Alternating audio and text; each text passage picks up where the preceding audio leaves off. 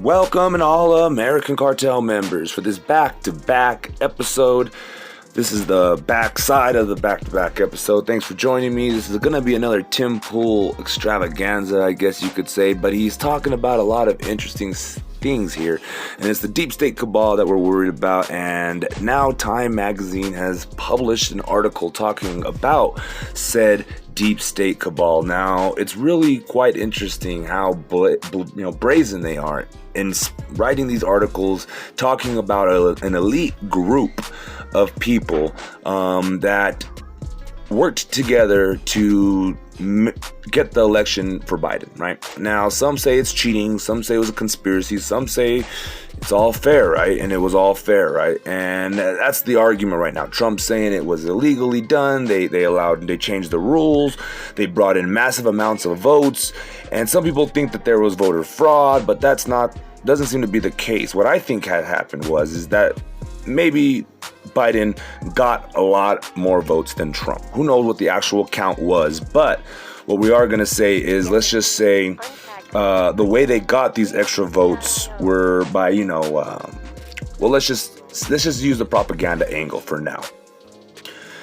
With all the media tearing down at Trump and doing everything they can to lie and cheat and manipulate and doctor evidence and videos and whatnot to fit this narrative that Trump was really a racist and a bad man, and they pretty much stole an election from him if they would have just let it play out fairly enough. But then again, they didn't break any laws per se. They were playing within these guidelines and bending rules, and they seemingly have gotten away with it. Now, we were very mad at the Russians for doing the same. We thought the Russians were, had these Russian troll farms, and they were, doing all this stuff on the intrawebs, and now we have U.S. citizens doing that against other U.S. citizens, and it's okay because it's other U.S. citizens, I guess, or I don't know what the deal is, but they were very effective in trolling or controlling the narrative, and even people that weren't too into politics were seething at the mouth.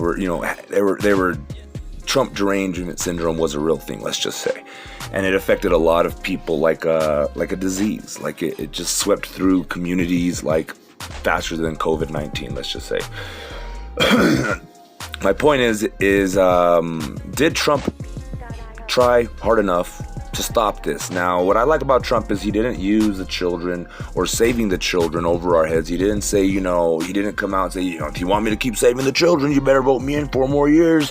We need more time. He made that his number one priority, got it done, job done, accomplished, and he tried to win on other things, right? He didn't use that as his crutch, which is very amazing. A lesser man would have used that, but I worry is like the saying goes, if you aren't cheating, you ain't trying hard enough, right?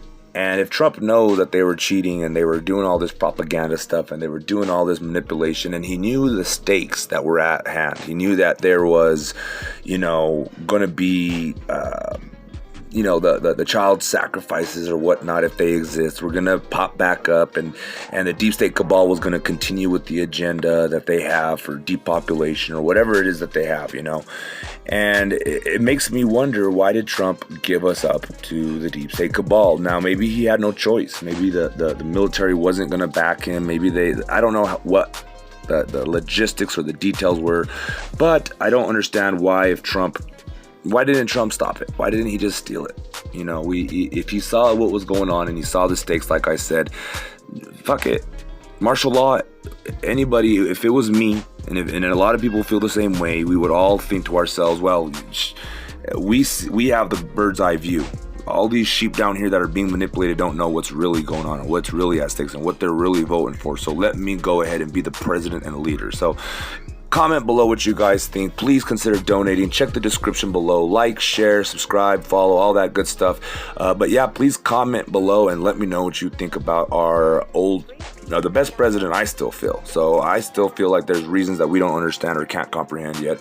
But maybe you guys can help shed light and give us some insight or give us your thoughts and opinions. So with that, I'm going to let you guys go with Tim Pool. And as always, to God be the glory. I told you that a secret cabal of powerful elites engaged in a conspiracy to change election rules, laws, to manipulate information in order to prevent the victory of Donald Trump.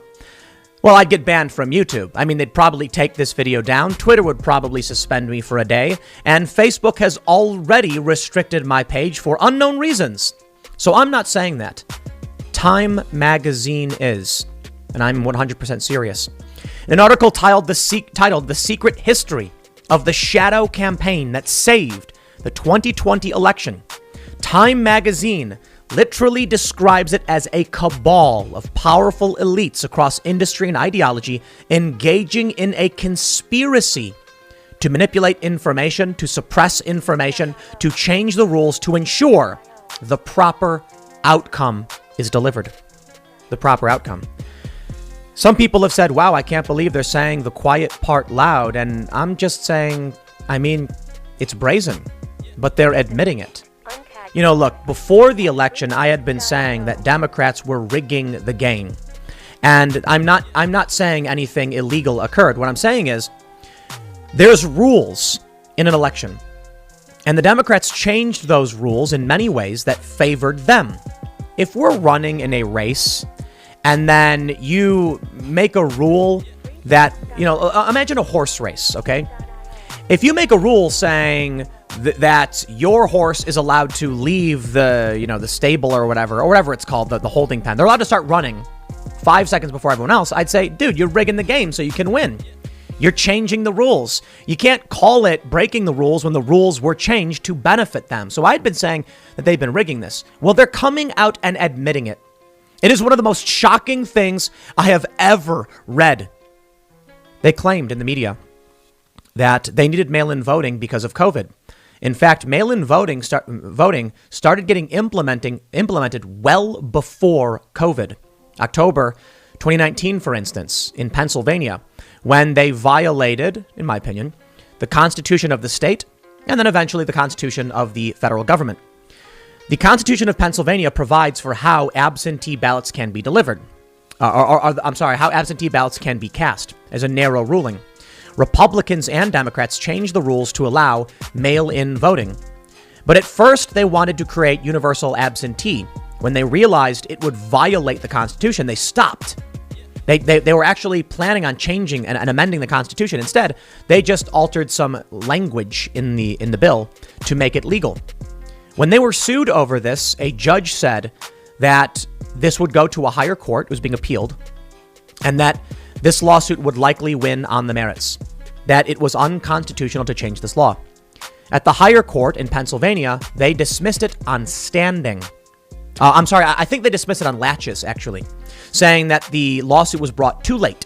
The bill had already been passed and it's been way too late. Not merit. Meaning, not only did a secret cabal, according to Time Magazine, conspire to prevent Trump from winning, but the rule changes that were brought about were unconstitutional. And many Republicans assert that as much. In order to change the rules of an election, a state legislature must approve it. But they say around 24 states changed the election rules without permission from their legislature, notably the key states that Donald Trump needed in order to win. They're just telling us this. Let's read this article. I'm going to go through the whole thing. Before we do, my friends, go to timcast.com and become a member, please. We are creating members-only content as we're putting together this website. We're going to be expanding because I will likely be banned. I mentioned my Facebook's already restricted. You hear me say this in almost every video, so I apologize, but it's true. They're telling us now what I would get banned for saying. They are publishing in the news that when I would have said something similar a month ago, they would have banned my channel. And now they're just saying it. You see how the game is rigged. Over at timcast.com, we can say, for the most part, whatever we want. So we swear, we talk about conspiracies.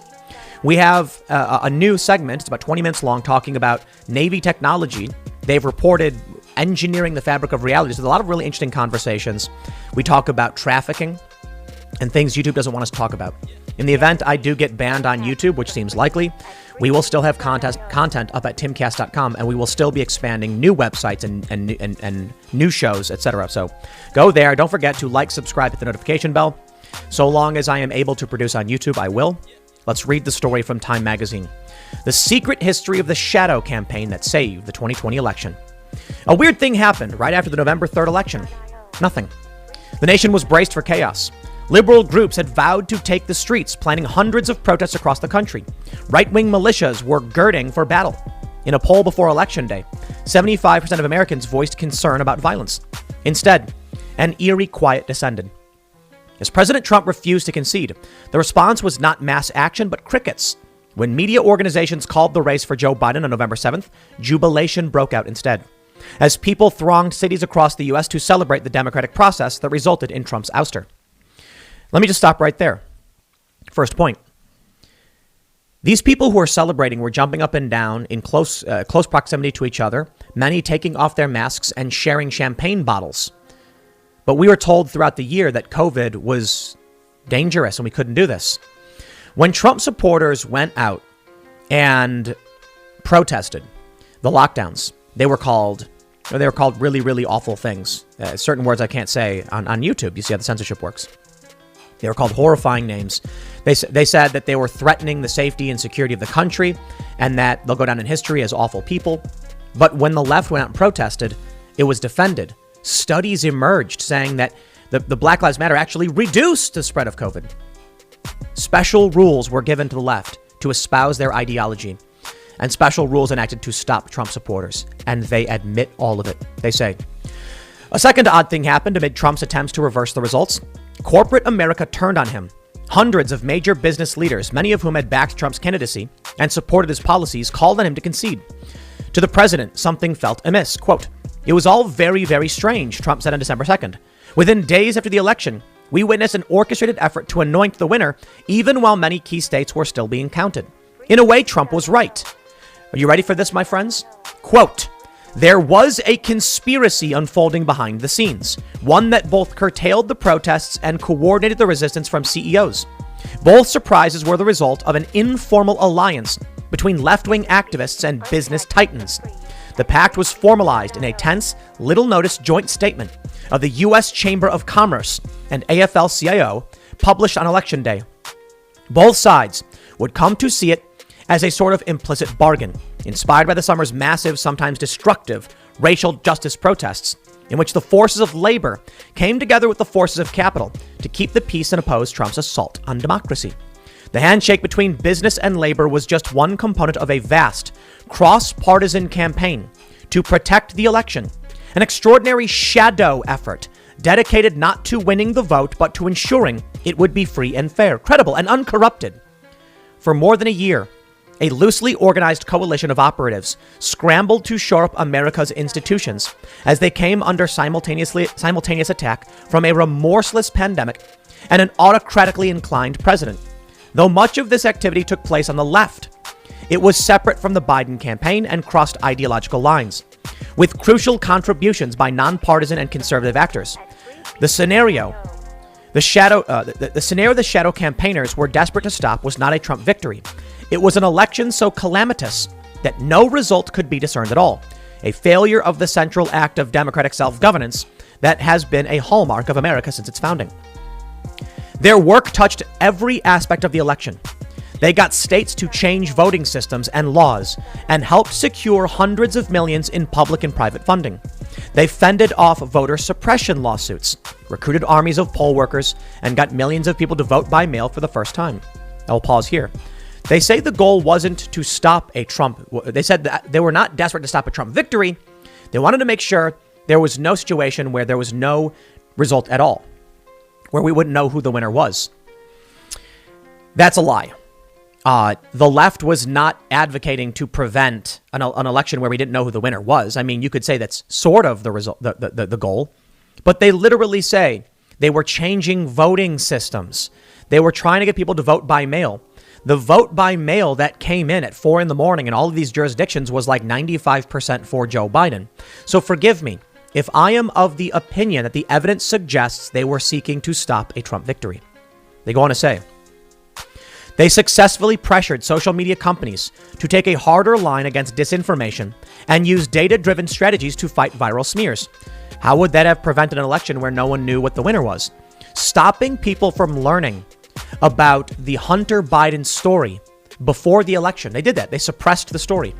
And then after the election, they admitted it was real. What does that have to do with anything? All that did was help Joe Biden, they say. They go on. They executed national public awareness campaigns that helped Americans understand how the vote count would unfold over days or weeks, preventing Trump's conspiracy theories and false claims of victory from getting more traction. You see, they were trying to prevent Trump from winning. They go on to say after Election Day, they monitored every pressure point to ensure that Trump could not overturn the results. The untold story of the election is the thousands of people of both parties who accomplished the triumph of American democracy at its very foundation, says Norm Eisen, a prominent lawyer and former Obama administration official who recruited Republicans and Democrats to the board of the Voter Protection Program. For Trump and his allies were running their own campaign to spoil the election. The president spent months insisting that mail ballots were a Democratic plot and the election would be rigged. His henchmen at the state level sought to block their use, while his lawyers brought dozens of spurious suits to make it more difficult to vote.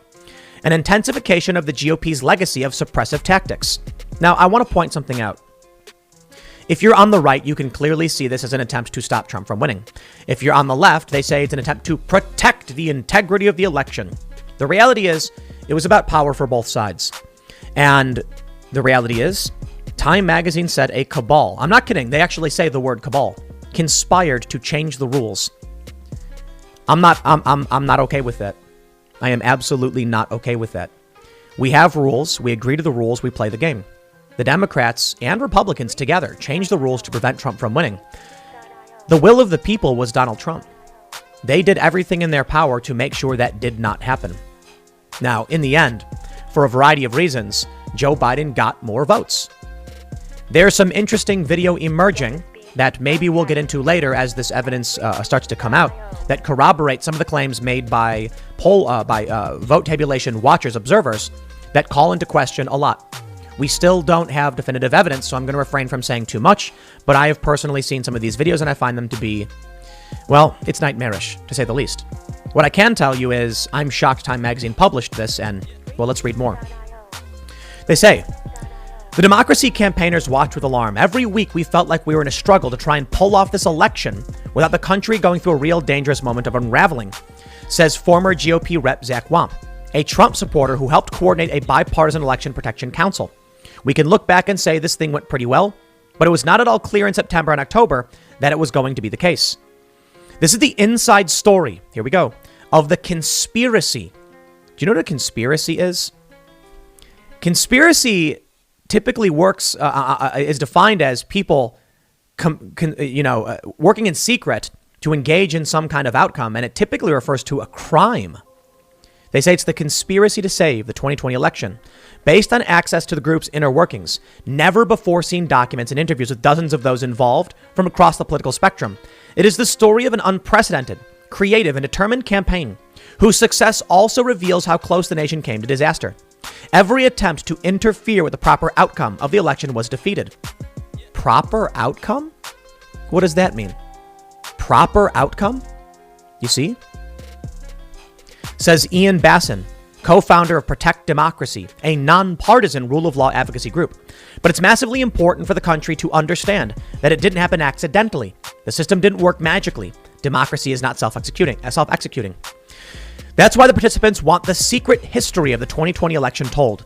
Even though it sounds like a paranoid fever dream, a well-funded cabal of powerful people ranging across industries and ideologies, working together behind the scenes to influence perceptions, change rules and laws, steer media coverage, and control the flow of information.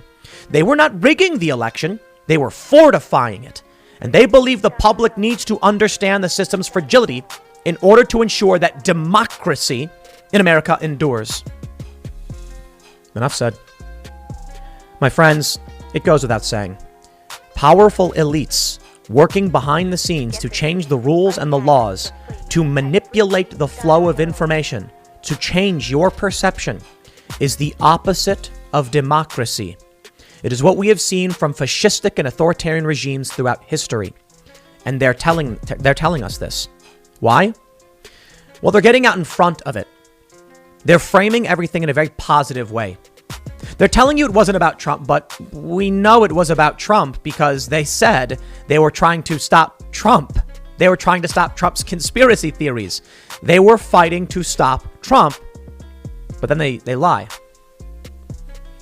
The goal of this is to make sure that you believe the presumably criminal conspiracy, okay, they call it a conspiracy, sure, to assume that these actions were noble and just. It's to write in the history books that those that subverted our rules and changed our laws to rig an election, they did it for good reasons, and you should like them. It's like having someone take over your country and then tell you they're the liberators. It's like the United States invading Iraq, saying we will be welcomed as liberators, and then having the people reject us and fight us at every turn. It's almost like it's propaganda. If we're engaging in a free and fair election, this means that one side does not conspire to change the rules. It doesn't matter who you wanted to win. If Joe Biden won fair and square, I'm totally fine with it. But he didn't, and they're telling us this. I'm not exaggerating when I read you this. I read you this verbatim. A well-funded cabal of powerful people ranging across industries and ideologies, working together behind the scenes to influence perceptions, change rules and laws, steer media coverage, and control the flow of information. That's how they define it. That's not rigging the election, they say. It's fortifying it. If you steer media coverage and control the flow of information, you're rigging the system. If someone doesn't know how to properly win a game and you are feeding key information to their opponents, you're rigging the game. Remember when Bernie Sanders was going to be debating Hillary Clinton and CNN gave Hillary Clinton's people questions in advance? Well, that was called rigging. When information is provided to some people and not others, when certain information is restricted, yeah, I'd call that rigging the system. They're calling it fortifying because they did not want Trump to win. To them, they were defending the system from Trump's fascism. The architect, they say, is Mike Podhorzer, who became, the architect. In fall of 2019, Mike Podhorzer became convinced the election was headed for disaster and determined to protect it. This was not his usual purview.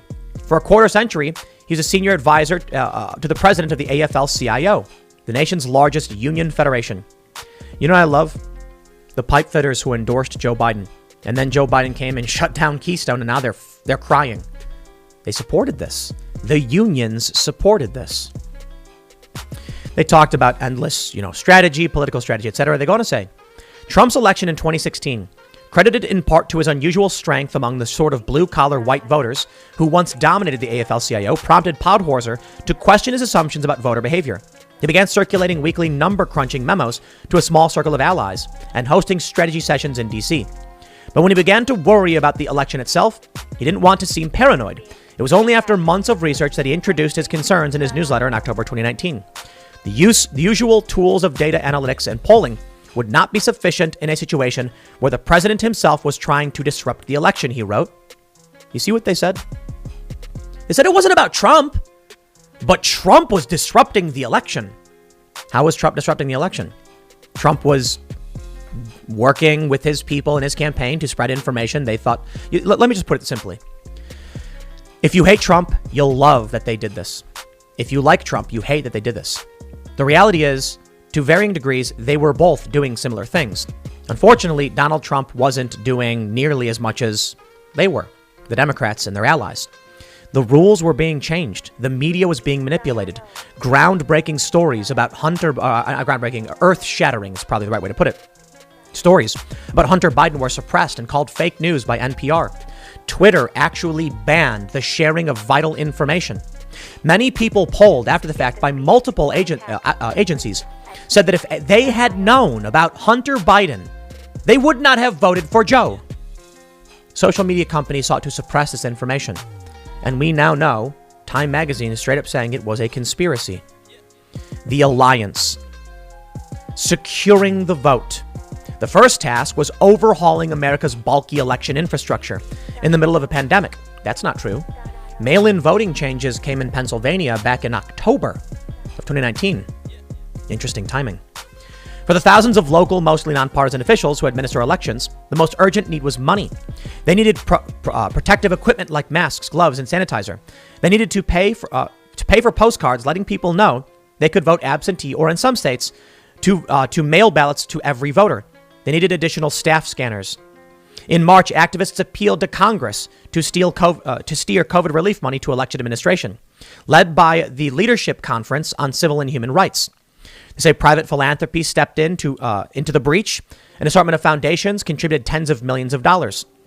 Many people might not know this, but there was a big complaint from some Republicans that Mark Zuckerberg was funding a ton of this personally. Facebook, I believe. Well, let me walk that back. I'm not entirely sure it was personal, but Mark Zuckerberg, they said, was leading the charge, providing resources in the tens to hundreds of millions for these efforts. Voting in the park, vote-mobiles.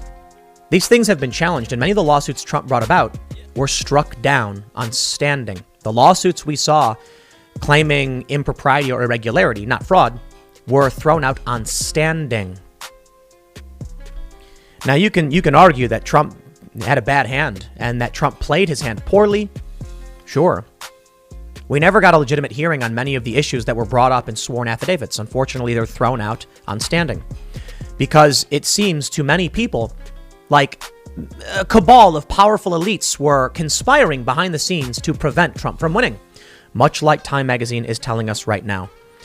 The disinformation defense. They say, bad actors spreading false information is nothing new. For decades, campaigns have grappled with everything from anonymous calls claiming the election has been rescheduled to flyers spreading nasty smears about candidates' families. That's true, and that's horrible and wrong. Laura Quinn, a veteran progressive operative who co-founded Catalyst, began studying this problem a few years ago. She piloted a nameless secret project, which she has never before publicly discussed, that tracked disinformation online and tried to figure out how to combat it. One component was tracking dangerous lies that might otherwise spread unnoticed. Researchers then provided information to campaigners or the media to track down the sources and expose them. The most important takeaway from Quinn's research was that engaging with toxic content only made it worse. When you get attacked, the instinct is to push back, call it out, say it isn't true. But the more engagement something gets, the more the platforms boost it. The algorithms read that as, oh, this is popular. People want more of it. What you need to understand when you read this is that we were told over and over again that lies and smears, Donald Trump's conspiracy theories, disinformation that must be stopped was, it was very dangerous and must be stopped. I bring you now to Mark Elias with the Democrats. Donald Trump's team had claimed repeatedly that voting machines were miscounting ballots or there were errors and ballots weren't being counted properly. That was called disinformation. Donald Trump and his allies had talked long about these voting machines, and now many of them are being sued. Well, right now, we're learning that Mark Elias, a Democrat, is alleging that a Republican won due to voting machines improperly reading ballots. The National Review says, now there is just one remaining unresolved House election involving another Republican woman, Claudia Tenney, in upstate New York's 22nd District, whom Elias is trying to bar from the House despite a 122 vote lead over Anthony Brindisi. And guess what Brindisi's theory in court is? Quote, in this case, there is reason to believe that voting tabulation machines misread hundreds, if not thousands, of valid votes as undervotes, and that these tabulation machine errors disproportionately affected Brindisi. This is, as election lawyers not involved in the case note, far-fetched, but it is enough of a pretext for Brindisi to file an appeal based on a voting machines stole my election theory. Remember when they said that Donald Trump was lying about this? And now they're using the same argument? It's not the first time, apparently. Mark Elias did something similar in Iowa recently. We are hearing now that much of what Trump claimed, the Democrats are claiming themselves. And here it is. What we're reading from Time magazine is them telling us exactly what they've done. It's being framed by Time as though noble heroes were stopping disinformation. But if you sift through the propaganda, the story is simple.